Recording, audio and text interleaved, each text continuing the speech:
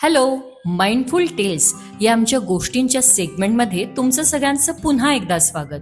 आमची गेल्या वेळची शेअरिंगची खरी मजा ही गोष्ट आई वडील आणि मुलं या दोघांनाही खूप आवडली आणि तुम्ही ते आम्हाला कळवलं त्याबद्दल मनापासून धन्यवाद. तर आजच्या आपल्या गोष्टीला सुरुवात करूयात. आपल्या गोष्टीचं नाव आहे पसारेवाला जिरू.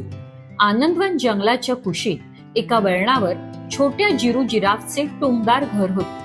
जिरूकडे अनेक प्रकारची वेगवेगळी खेळणी होती. त्या सगळ्यांमध्ये त्याला आई बाबांनी दिलेली क्रिकेटची बॅट मात्र खूपच आवडायची. जिरूचे घर म्हणजे तर त्याच्या मित्रांची खेळण्याची आवडती जागा होती. रविवारी शाळेला सुट्टी असली की स्नोबेल रान मांजर, बगीरा बेबी अस्वल आणि टिंगू माकड यांची पावलं आपसुकच जिरूच्या घराकडे वळायची आणि मग सगळे मनसोक्त जिरूचे अनेक खेळ खेळायचे. हा जिरू तसा गोड होता बर का. आपल्या सगळ्या मित्रांना ते जे मागतील ती सर्व खेळणी खेळायला द्यायचा. मग ते स्नोबेलला आवडणारा कॅरम बोर्ड असो की बगीराने जिरूची मागितलेली सगळ्यात आवडती बॅट किंवा टिंगूला आवडणारे पुस्तक असो. पण खेळून झाल्यावर सर्व मित्र जेव्हा त्यांनी केलेला हा पसारा टाइडी अप म्हणजेच आवरायची वेळ यायची तेव्हा मात्र हा जिरू त्याच्या मित्रांना अजिबात मदत करायचा नाही. तुम्ही पण नका आवरू, राहू देत सगळं तसंच, असं उलट तोच मित्रांना सांगायचा.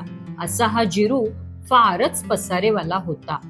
जिरू, तुझी खेळणी कपडे नीट आवरून ठेव, बूट चपला जागेवर ठेव, हे तर जिरूचे आई बाबा त्याला सारखे सांगत असत. या पसारा टाकण्याच्या बॅड हॅबिट म्हणजेच वाईट सवयीमुळे एकदा तर या जिरूची सगळ्यात आवडीची बॅट सुद्धा हरवली.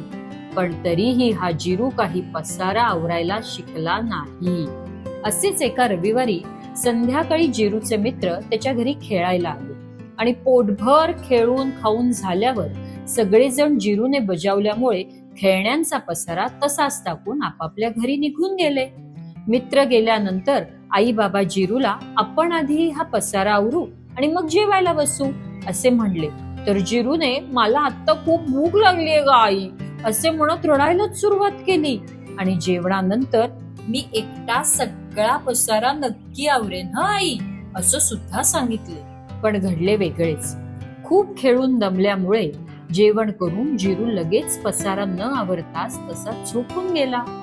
दुसऱ्या दिवशी सकाळी शाळा असल्यामुळे जिरू लवकर उठून आंघोळ करून युनिफॉर्म घालण्यासाठी तयार झाला. पण खरी गडबड तर तेव्हाच झाली. जिरू, त्याचे आई बाबा सगळे जण जिरूचा शाळेचा युनिफॉर्म शोधायला लागले, पण त्यांना कुणालाच युनिफॉर्म मिळत नव्हता. शेवटी जिरूच्या आईला बेडवर जिरूच्या पांघरुणाखाली त्याचा युनिफॉर्म सापडला.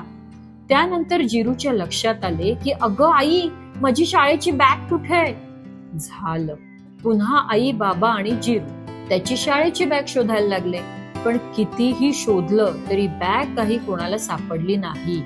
या सगळ्या गोष्टी शोधायच्या नादात घड्याळाची वेळ मात्र पुढे सरकत होती आणि शेवटी या गोंधळात शाळेची वेळ चुकल्यामुळे जिरूची शाळा बुडली. शाळा बुडल्यामुळे जिरू रडायला लागला.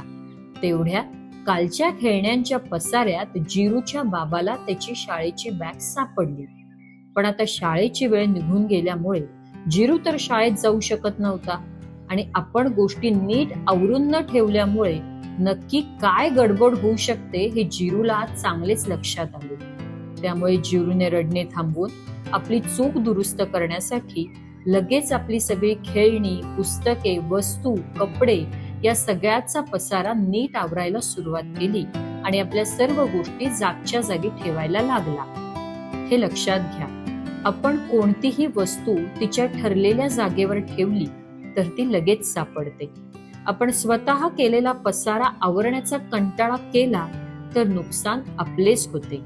वेळच्या वेळी आपण पसारा आवरला तर आपले घर, खोली सगळे छान स्वच्छ राहते. थँक्यू.